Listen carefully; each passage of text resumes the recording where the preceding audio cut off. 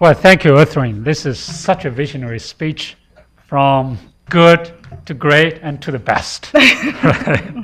And I think she's also very frank, not shy away from some of the challenges WFP is facing today. So you have our open invitation to come back on May 22nd, 2013, to report what WFP has done. So that's open for questions. Let's start from this side. Introduce yourself and keep your questions brief. Hi, my name is Dee Hale. I work for the Foreign Agricultural Service at the U.S. Department of Agriculture. The question I had was about the direction into food assistance. How have the other humanitarian organizations kind of in that cluster come to support you or come to challenge you about the new role that may be coming into a WFP? Thank you. Let's group a couple of questions here, maybe 3 or 4. Okay, any more hands from this side? Okay, here we go. Hi, my name is Phil Thomas. I'm with GAO here in Washington.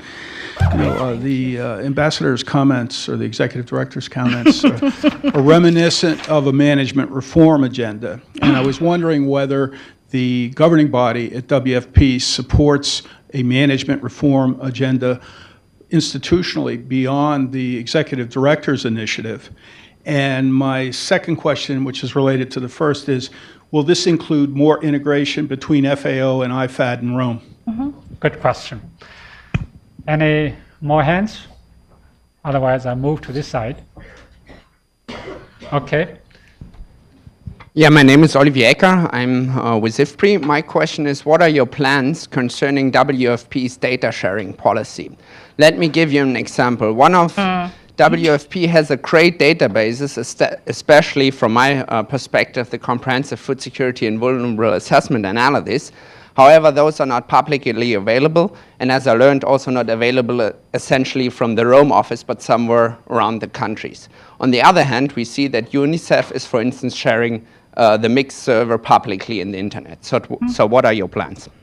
Okay, so thank you. There's 3 questions of food assistance. Have you talked with other partners? And the governing board, has governing board approved your approach? Your relationship with 2 big sisters or brothers sitting in Rome, FAO and the IFAD, and here the data sharing policy. Okay. All right, you guys took me at my word when I said I took tough questions. The food assistance, surprisingly enough, as we work with our partners, particularly FAO and IFAD, when we talk about food assistance, we are getting support for WFP's work on resilience, resilience building activities, capacity building inside of resilience building,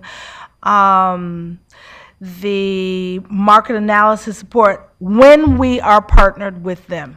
And so the challenge becomes, how do we ensure that we are planning as well as implementing with our partners in a way that provides the most benefit to those we serve. And in some cases, it's easier than in others. So let me give you an example. Where we are in a country where we have a number of partners, it is easier to bring the country team together around a planning process that will ensure that everyone is operating in their space. When WFP and maybe 1 or 2 other partners is there, but some of the other key partners are not, it is much more challenging. And that is where we get into those issues. Why is WFP doing everything? And I think that this is one of those issues that's going to evolve.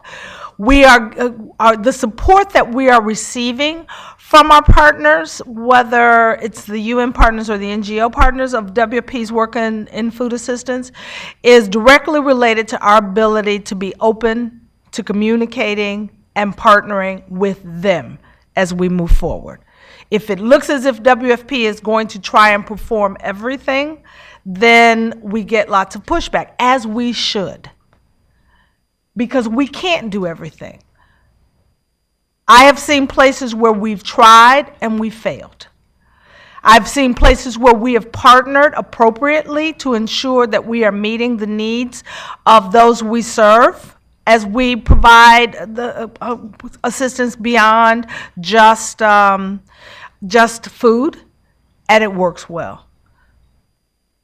A concrete example, Niger.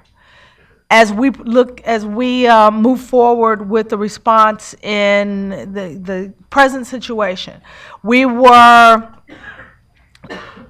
the term that's in my head is we were blessed as an international community that this is one of those situations that the donor community has stepped forward early and given us support for preparation activities in many parts of the Sahel. As a result, the country teams came together in each of the countries in the Sahel and planned programs where everybody was inside their space.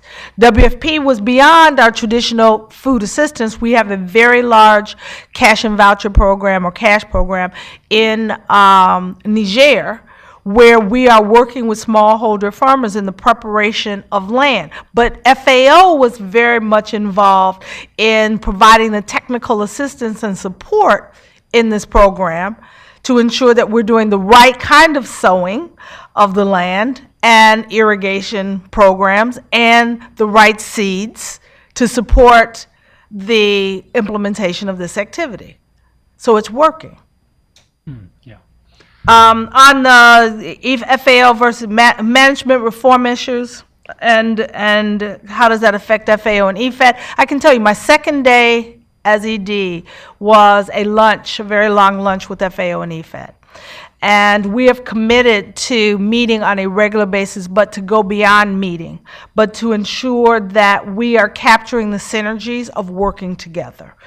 And to move it beyond just a commitment by the three of us, we each assigned a deputy to work together to define what that means, both at the headquarters level as well as field level. And the outcomes that you're seeing at field level are the programs like the one I just described in Niger. And at the headquarters level, it will mean things like capturing synergies on our buying power and our data data sharing. Thank you. Data sharing at the international level, at the headquarters level. So it's working so far. It's been 6 weeks. I'll come back May 22nd, 2013, and we'll talk about where we are on that. The board. As we have implemented the Rapid Organizational Assessment, the ODT, the recommendations as we move forward, we have communicated from day one with the board on what our goals are, what we hope to achieve, and we have stood by the position that this is a management tool, not a policy, and we're not changing policies. As a result, we will inform and communicate with the board, but it does not require board approval.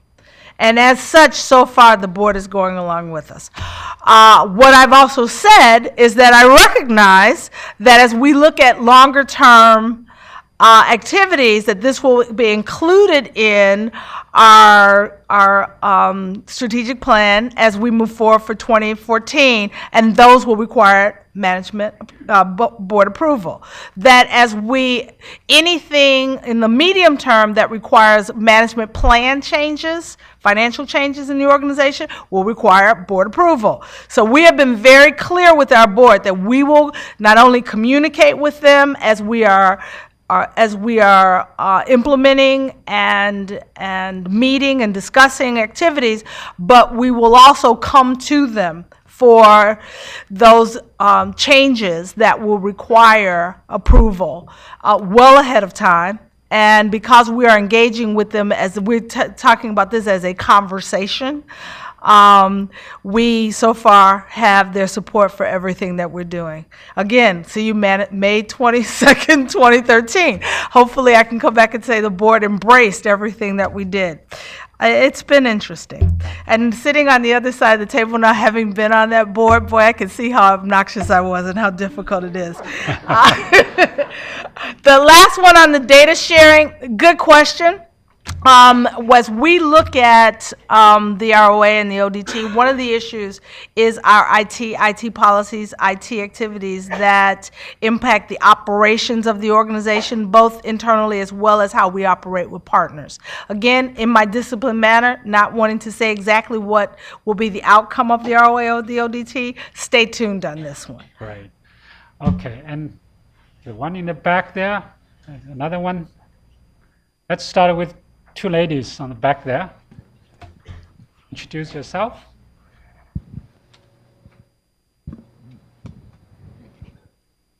Hi, I'm Suzanne Amari from World Vision, and two things that are needed to move from food aid to food assistance are time and reliable resources. Mm-hmm. And I think as of other implementing partners, two things that often characterize our programs with WFP are short-term contracts and disrupted pipelines. Mm-hmm. So I'm just wondering what concerted efforts are being made to address those issues.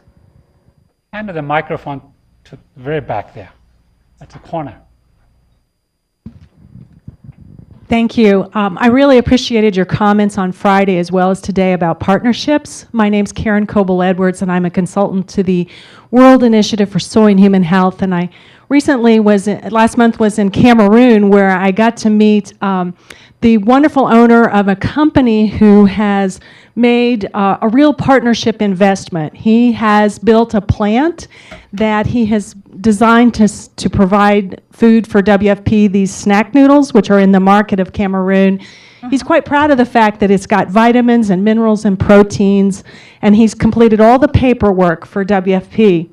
And so now he's kind of in the waiting game. He's mortgaged everything except his wife won't let him mortgage the house to invest in this factory, which he really sees as providing healthy foods for not just Cameroon, but the rest of the African continent possibly. And so as you move forward in looking at partnerships with companies like him and the impact that delays in getting WFP approval to use their products can mean, I wondered how companies like that can engage and provide input. Okay, so that's, okay, before I move to this side, there's another hand here in the middle. There you go.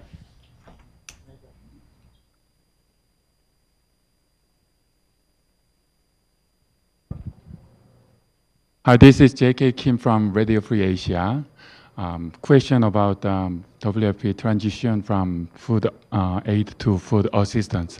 I would like to how it actually apply to a country like North Korea, which has a 20 years old hunger history and dictatorship government only want food aid than assistance.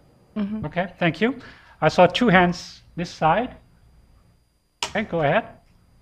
Yes, Guylain Geleza from FinTrack. I work with USAID Belmont estimation for Title II of USAID food aid. And my question is, you've mentioned P4P, where you think World Food Program need to play a catalyst role. But people are talking more about local and regional purchasing or procurement, which will, as an instrument or a tool to reduce the cost of operation for WFP. So I want to know what you think about that. Thank you. Another hand here? If not, let me also add one question here. In the transition from food aid to food assistance, time is important, money is important, but also capacity. I mean, you mentioned about building countries' capacity in that transition. So what sort of detailed plan do you have in terms of your work and also in terms of partnership?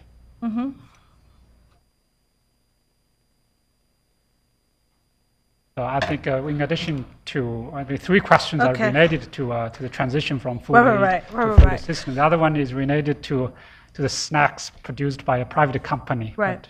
but with Well, the WFP label. I'm going to take the food aid, food assistance questions together. First of all, when we say food aid to food assistance, it does not mean that we no longer do food aid. The large portion and percentage of the work that we perform will continue to be food aid. Food aid becomes a tool to meeting the food assistance needs of those that we serve. It becomes one tool in our toolkit.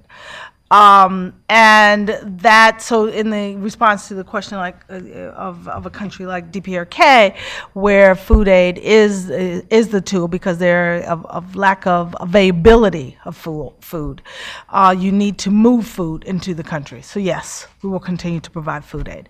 But there are questions of accessibility as opposed to availability when there's food in the market, but the prices of food are high, and so you need cash or vouchers to support the purchase of that food. And so ensuring that you have the right programs to support the access of the hungry poor population, the targeted hungry poor population to food becomes as important as having the food in the available in the market, which goes to the local and regional purchasing program.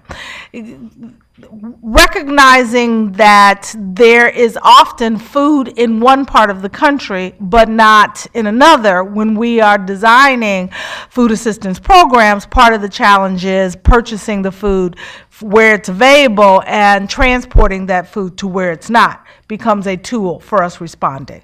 And that is, yes, embrace local and regional purchasing. And in fact, the food that we purchase from P4P becomes part of our LRP, our local and regional purchased food, that we distribute. And there is significant opportunities in local and regional purchasing. But the reality of those of you who are outside Washington and in the field know that many times in LRP programs, you are buying from large brokers who are not necessarily purchasing from smallholders at the market price when they are bundling food for sale to large purchasers like WFP.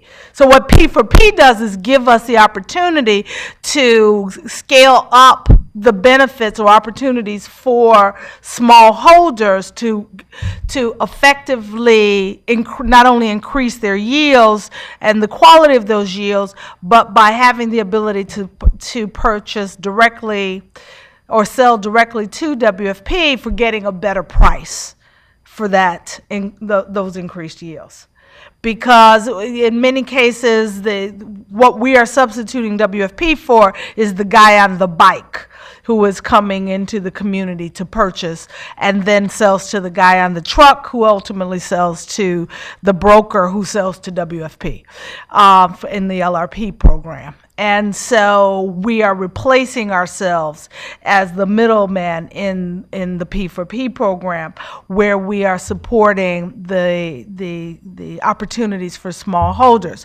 But I stand behind that. Even in those cases, we should only be a catalyst. Because if we can build the opportunity for smallholders to not just increase their yields, not just increase the quality of their yields, but to join together in cooperatives where they can benefit from their selling power of larger volumes to WFP, they can ultimately benefit in that same kind of coalition by selling to commercial purchasers. And so that's what we should drive towards. And that commercial purchaser may be that same broker that we are buying from in some cases, who either sells to WFP or some other buyer. But it is an opportunity that as an individual, that small farmer does not have access to, and we create for them through the Purchase for Progress program. So they are not conflicting, LRP and P4P. If anything, they're complementary and provide more opportunities for more smallholders. But right now, as you know, it's still very much in the pilot phase. And how do we get it right? How do we ensure that we are benefiting those smallholders in a way that's sustainable beyond WFP's program into a more commercially viable opportunity for them. And then the toughest part of the question that was asked is we look at moving from food aid to food assistance, and how do we support these tools, whether it is an LRP program or a cash for work program for the longer term, or food for work program for the longer term.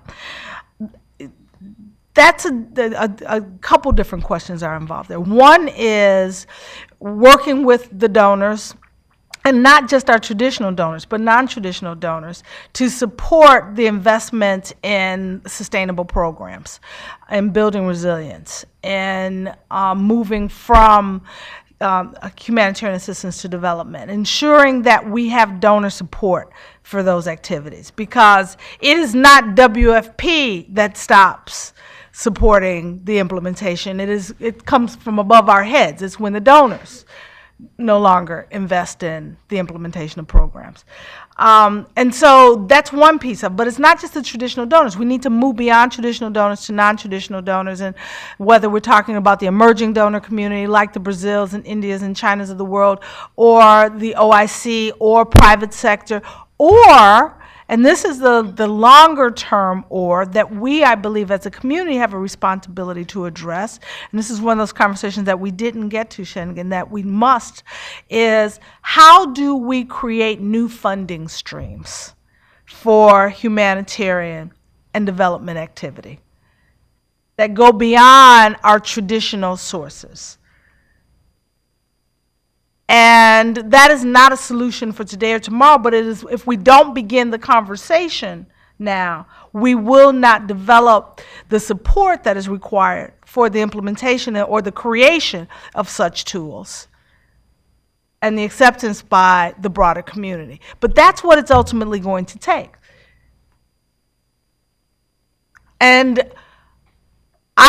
you will often hear me say, I always surround myself with people who are smarter than me. I am not the authority in this area, but there are people in this room today who know exactly what I'm talking about and can help lead us in this conversation, and I am willing to serve as one of the conveners for supporting that conversation as the executive director of WFP, because we must. Or we will continue to have this conversation about how do we overcome pipeline breaks and lack of donor interest and lack of donor resources for the longer term investment in these programs that it will require for us to create the kind of sustained impact that will make the difference in all of the countries that we serve. All right. Because there are orphan countries, and we know that, and the need is nonetheless great.